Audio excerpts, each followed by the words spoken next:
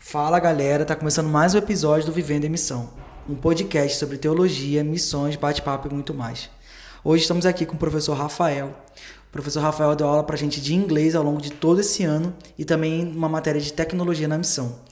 Professor, eu queria que você se apresentasse um pouco pra gente, contasse um pouco sobre a sua história de vida, quem é você e como você também veio parar aqui na Mais. Legal. Bom, primeiramente, que bom estar aqui, é uma alegria para você que está ouvindo a gente, que bom que você está aqui, que bom que você está buscando mais conhecimento, mais informação sobre o campo missionário. Bom, eu sou Rafael Costa, nesse exato momento eu tenho 34 anos, sou casado com a Fernanda e eu tenho uma estrutura e uma vivência, uma experiência profissional, então eu venho do mercado de trabalho. Hoje eu tenho duas empresas, uma na área de ensino missiológico e outra na área de tecnologia. E eu conheço a Mais desde 2020, então já se passaram aí 5 anos, a gente está trabalhando junto. E durante 3 anos seguidos eu vinha a Mais uma vez no ano dar aula, ministrar aula de tecnologia e missões, né, para as turmas do CT. E no final de 2024 eu recebi o convite do Maia para a gente estar presencialmente aqui assumindo uma posição de gestor de projetos internacionais, que é uma área dentro da Missão Mais, onde a gente gerencia e a gente trabalha nos projetos de campo em outros países. Então a Mais hoje ela tem diversas frentes. Uma dessas frentes são os projetos que a gente cuida em parceria com a Voz dos Mártires e os projetos que são liderados e executados diretamente pela Missão Mais. Então a gente aceitou esse convite e iniciamos esse ano de 2025. A gente está aqui também morando, né, durante todo esse período aqui e morando nesse modelo de comunidade da Mais. E falando um pouco sobre sua história de vida, você falou que veio do seu trabalho, você estava trabalhando, foi convidado para Mais para estar aqui, você tem duas frentes de trabalho. Como é que foi para você ser despertado para o campo? Como é que foi essa sua história e qual é a sua ligação com a missão? Legal. Eu comecei a entender esse chamado de Deus para mim em 2018, quando eu fiz a minha primeira viagem para o campo. Então, uma primeira viagem para um projeto envolvendo diretamente a Igreja Perseguida. Na época foi com uma outra agência missionária, não foi com a Mais.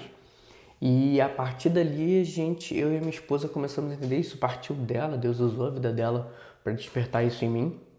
Nós começamos a entender as formas como Deus tem chamado a gente a olhar para um panorama global de missões, a olhar não só para as missões que são missões locais, onde a igreja local está trabalhando um evangelismo de bairro, um evangelismo a nível de cidade, mas também como o corpo de Cristo se comporta mundialmente. Como que Deus, como dono da missão, está se movendo para que o reino dele avance. E isso passa pela parte do corpo de Cristo que sofre. Então, desde 2018, a gente está engajado nesse serviço à Igreja Perseguida e também ao trabalho a povos não alcançados. Então, entender que nesse exato momento, na data da gravação desse podcast, a gente está falando de 7 mil povos não alcançados ao redor do mundo. A gente está falando de uma janela de 3,4 bilhões de pessoas no mundo que nunca ouviram falar de Jesus. Então, é muito trabalho para ser feito. Então, de 2018 para cá, eu comecei a buscar em Deus como que a minha profissão, dentro da área de tecnologia, poderia suportar a missão de Deus dentro do aspecto missionário. Então, de lá para cá, a gente começou a desenvolver diversos projetos e na época, expectativas. A gente começou a nutrir sonhos de como profissionalmente você o que a gente chama de bivocacionado, né? Como é que você está numa carreira profissional e você está no campo, como é que você serve a ambos. Então, de lá para cá é que a gente começou a a ter essa consciência aberta de que existe um mundo missionário que não se limita às quatro paredes da igreja e que a gente, como corpo de Cristo, precisa aprender a lidar com isso no nosso dia a dia. Falando ainda sobre o preparo, né? Porque muitos jovens me seguem, acabam ouvindo podcast, e o objetivo também desse podcast sempre é incentivar outros jovens. Falando sobre formação, queria que você contasse um pouco pra gente sua área de formação, de atuação. Você é um professor que sempre incentiva a gente a estudar, buscar conhecimentos, e isso é algo que eu quero realmente passar para frente, porque eu acredito que quanto mais informação, mais tempo a gente consegue ficar no campo, mais a gente consegue fazer um trabalho efetivo. Então eu queria que você falasse um pouco sobre isso. Legal.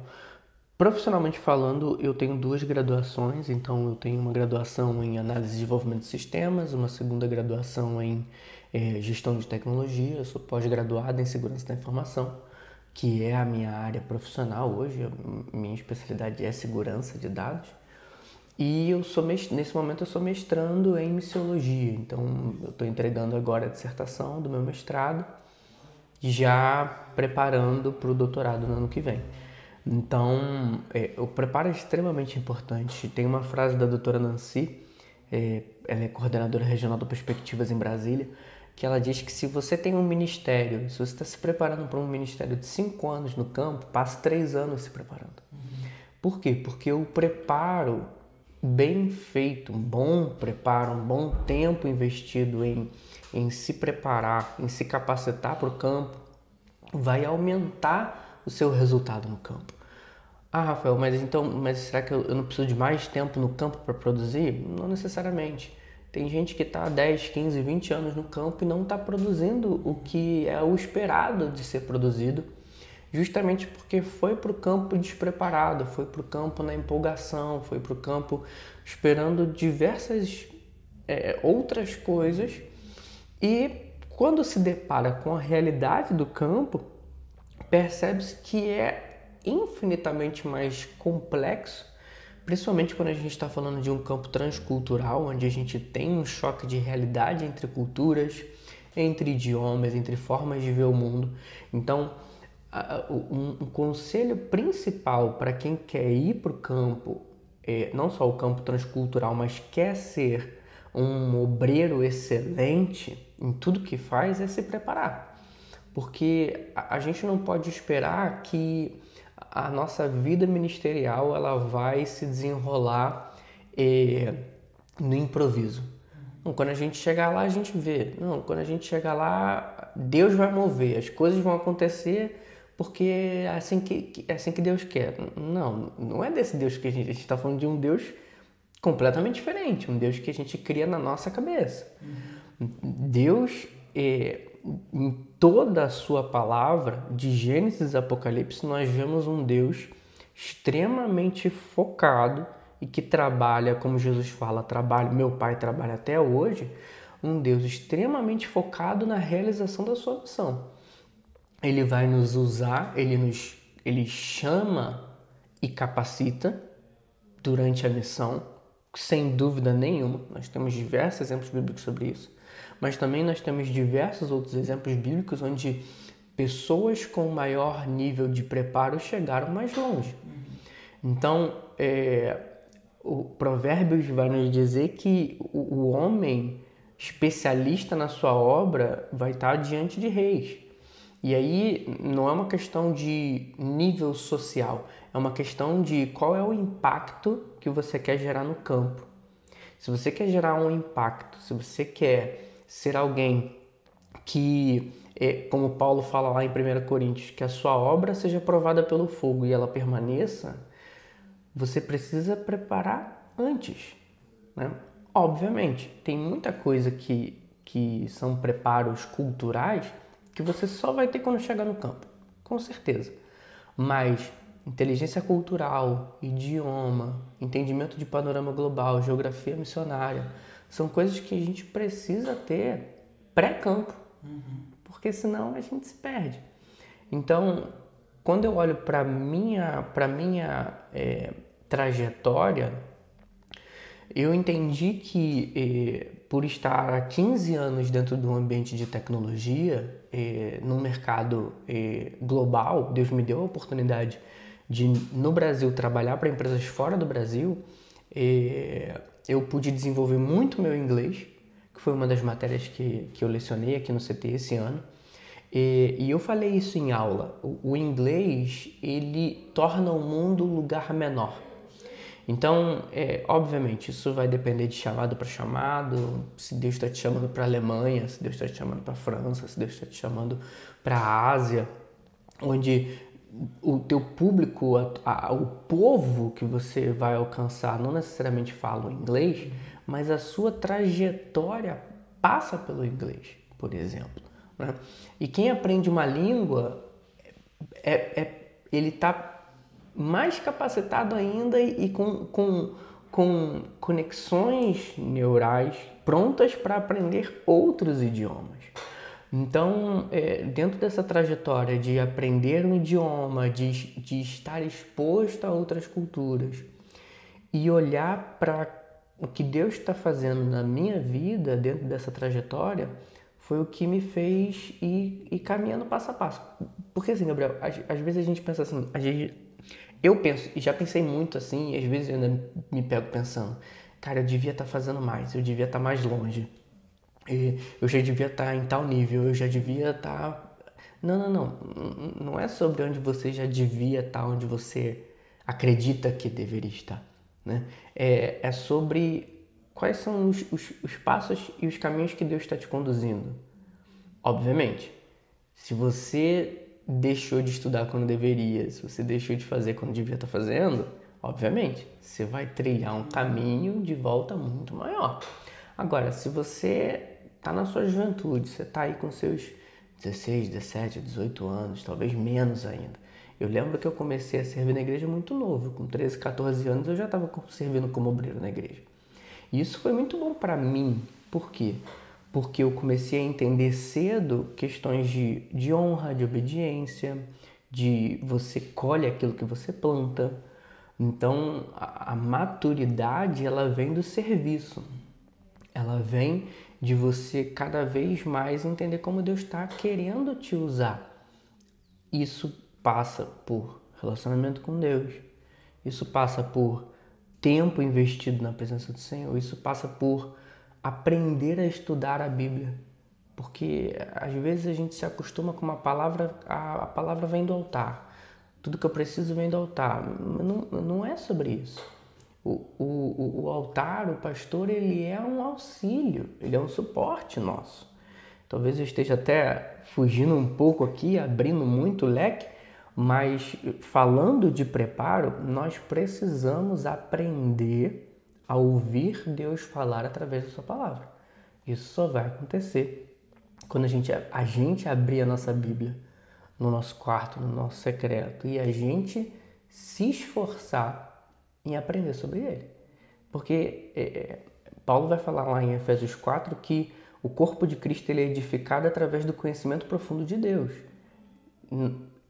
Dificilmente Deus vai usar alguém que tenha um conhecimento raso. Isso pode acontecer? Pode. Talvez seja uma frase forte demais? Sim, com certeza. Mas ser raso é ser medíocre. E a gente precisa de uma geração, Gabriel, de homens e mulheres, de jovens que não queiram ser medíocres, que queiram fazer de tudo um pouco. Não, seja especialista em algo. Seja alguém que as pessoas possam olhar como Timóteo, que são capazes de serem irrepreensíveis e sejam capazes de exortar os mais velhos. A gente perdeu essa característica na juventude. A gente perdeu essa capacidade de, com pouca idade, poder chegar para alguém mais velho que eu e falar assim, olha, eu acho que o senhor não acha que isso. Por quê? Porque a gente é extremamente repreensível e a gente não tem conhecimento da palavra de Deus. Então, eu vejo dessa forma. Eu vejo que a juventude, ela sempre foi chamada... A Bíblia deixa isso muito claro. Jovens, vós sois fortes. Existe uma força na juventude. E essa força da juventude, com a maturidade dos anos, ela vai se transformando numa raiz profunda. Eu vejo assim, pelo menos foi assim que aconteceu na minha vida.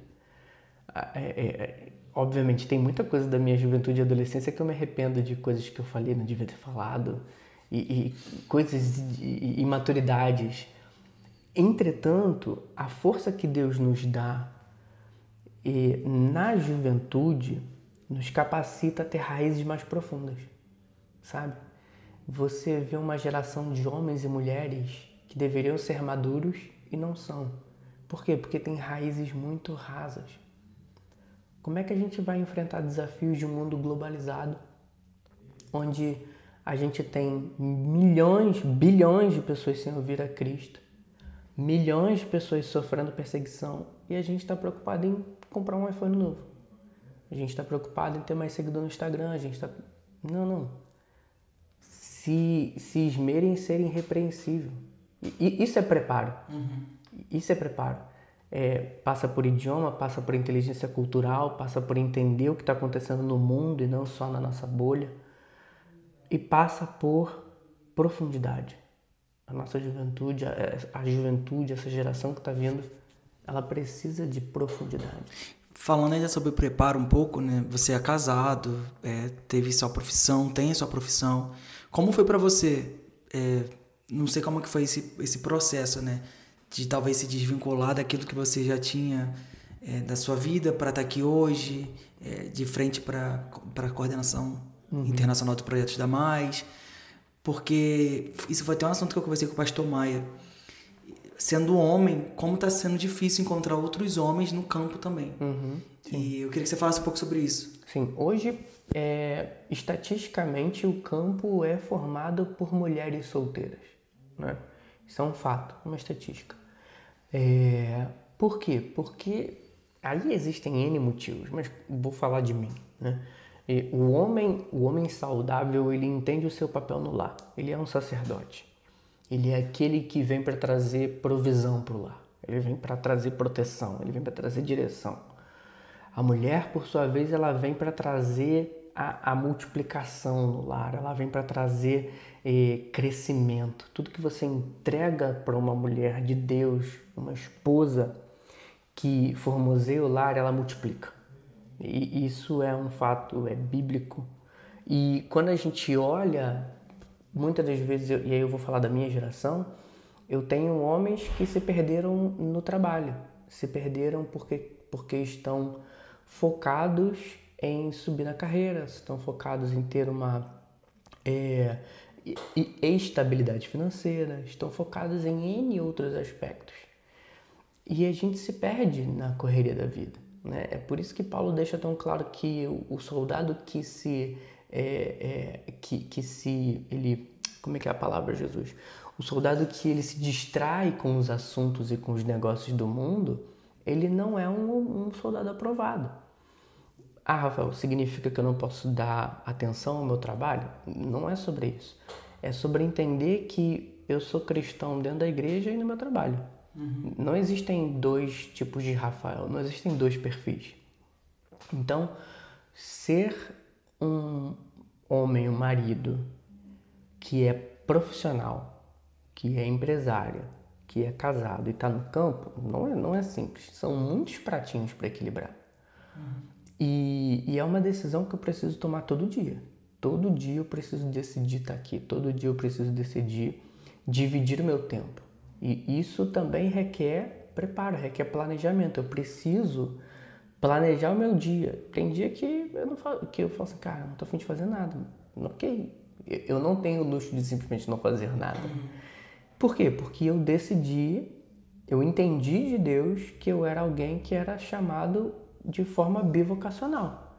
Eu fui chamado para atuar no campo como missionário, e eu fui chamado para ser um profissional em missões. Ter a minha profissão como forma de pregar o evangelho, de louvar a Deus, de levantar o meu sustento, mas também, de alguma forma, gerir o meu tempo para que a primazia dele esteja no campo. Então, sim, é extremamente complicado. Não é algo para todos. Então, a gente tem dois tipos de perfil de missionário.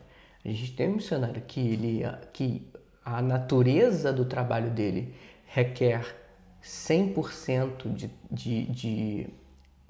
de trabalho, então ele precisa ser missionário em tempo integral. Agora, existem casos como Paulo, onde você divide o seu tempo. Paulo era fazedor de tendas e ele falava, e ele era muito claro, porque ele não queria ser pesado para ninguém. E além disso, Paulo deixa muito claro nas suas cartas, principalmente a carta de Filipenses, que muitas das igrejas deixaram ele sem oferta, sem cuidado. Então, ao mesmo tempo em que eu tenho uma realidade onde a gente precisa de missionários em tempo integral, eu tenho uma realidade de igrejas que não estão dando suporte para esses missionários, e aqui tem 1 milhão de motivos. Eu não estou pintando um quadro onde a igreja é o vilão, longe disso. Mas a gente tem esse perfil de missionário em tempo integral e eu tenho um perfil de tent maker, de fazedores de tenda, que são bifocacionados, que inclusive tem se propagado uma estratégia muito forte de profissionais em missão, de business as mission, que é muito importante de ser estudado e abordado. Então, por que a gente vê pouco homem no campo? Eu diria pela complexidade disso, sabe? É muito interessante porque quando a gente vai estudar com mais carinho o que Paulo vai falar sobre casamento e sobre estar solteiro, são palavras muito fortes. Porque Paulo vai dizer que ao homem casado, a obrigação dele é a alegria e o cuidado do lar. E que ele deixe a obra de Deus para os solteiros e viúvos. Então, é uma frase, é uma recomendação muito pesada. Em contrapartida, que jovem não quer casar? Né? Muitos querem casar, muitos não querem. E tá tudo bem. Conseguem lidar com seus desejos, como Paulo fala. Então, sim, existe uma complexidade muito grande e eu acredito que isso seja um dos fatores da gente não ver tantos homens no campo. E falando agora um pouco sobre a matéria que você deu, falando um pouco sobre tecnologia, né? A gente entendeu que a tecnologia não é um vilão e opositor ao evangelho. Pelo contrário, né? A gente consegue entender que com o avanço da tecnologia a gente também consegue fazer o avanço do reino de Deus. Queria que você comentasse um pouco pra gente sobre essa relação, sobre também essa desconstrução de visão que a gente tá tendo e a importância desse processo de avanço do evangelho com a tecnologia. Legal. Isso é muito interessante porque quando a gente olha para a tecnologia, assim como N outras tecnologias, a gente já ouviu dos nossos avós, dos nossos bisavós que a televisão era a caixinha do diabo, que o crente não podia estar na rádio, e N outras coisas e pensamentos que foram se estendendo ao longo de gerações que nos fazem olhar para redes sociais, para a internet, para N outros modelos de tecnologia, digital ou não, com um certo cuidado, com uma certa precaução. Obviamente, a gente sempre tem que ter precaução. Existem perigos eminentes em tecnologia. Eu não estou aqui para defender de forma unilateral que nós temos que usar a tecnologia a todo custo, não é sobre isso. Mas o objetivo da matéria é a gente aprender a pensar de uma maneira que eu resolva problemas. Eu preciso aprender a ser um solucionador de problemas. A tecnologia ela vem justamente para isso. Se eu não conheço o meu problema, eu não posso aplicar a tecnologia. Porque sem conhecimento da minha realidade, a tecnologia vai gerar mais problemas. Então, a gente precisa entender que a tecnologia ela tem um papel fundamental quando a gente olha para a história do cristianismo em vários pontos da história da história missionária moderna, século XV para frente, a gente identifica diversos pontos na história onde a tecnologia desempenhou um papel crucial para o avanço do reino. O que nós não podemos adotar é uma consciência anti-tecnologia, considerando que a tecnologia ela é exclusivamente má, e como pretexto, primeiro, para a gente não entender, não se preparar, não investir tempo, recursos financeiros Você tem, por exemplo, quando a gente pega o contexto missionário de cristãos perseguidos, a gente tem lugares onde uma Bíblia física de papel não vai entrar, mas um aplicativo com a Bíblia escondida entra. A gente tem casos na Somália, por exemplo, onde a perseguição é extrema e severa, onde você tem discipulados online. Existem casos de discipulados via Zoom, de cultos que são exclusivamente pela internet. E aí a gente, no nosso contexto brasileiro, de bolha brasileira de liberdade, a gente aqui, no nosso conforto, vai dizer que isso não é discipulado de verdade, que isso não é reino de verdade, porque as pessoas não podem se encontrar. Eu acho complicado a gente tomar um lado em detrimento do outro dentro de uma perspectiva cultural. Então, a tecnologia, sim, ela vem, e esse é o objetivo da matéria, ela vem para trazer uma abertura de visão da mente. Não é sobre ensinar a usar a tecnologia, é ensinar cada vez mais os alunos a pensarem com um mindset, com uma mentalidade de quê? De que eu preciso identificar um problema, eu preciso identificar a causa e eu preciso, a partir dessa identificação, buscar soluções de forma eficiente que lidem com esse problema. Esse é o mote da matéria de tecnologia e missões. Não só ser tecnicamente profundo, que não é o objetivo, mas ser algo que aplica um princípio para que cada vez mais os alunos do CT, por exemplo, nesse caso, voltem para os seus contextos com uma mente mais aberta, com uma visão mais holística de como resolver situações no seu cotidiano. E para a gente poder finalizar, eu queria que você desse um conselho prático. Se um jovem te perguntasse como ele poderia melhorar a sua vida com Deus, como ele poderia ser mais efetivo no trabalho missionário, qual conselho prático você daria para esse jovem? Legal. Tudo começa com disciplinas espirituais. Tudo. Independente de o que você vai fazer, onde, quando e aonde. Disciplinas espirituais. Leitura da palavra, jejum, oração. Porque isso gera relacionamento com Deus.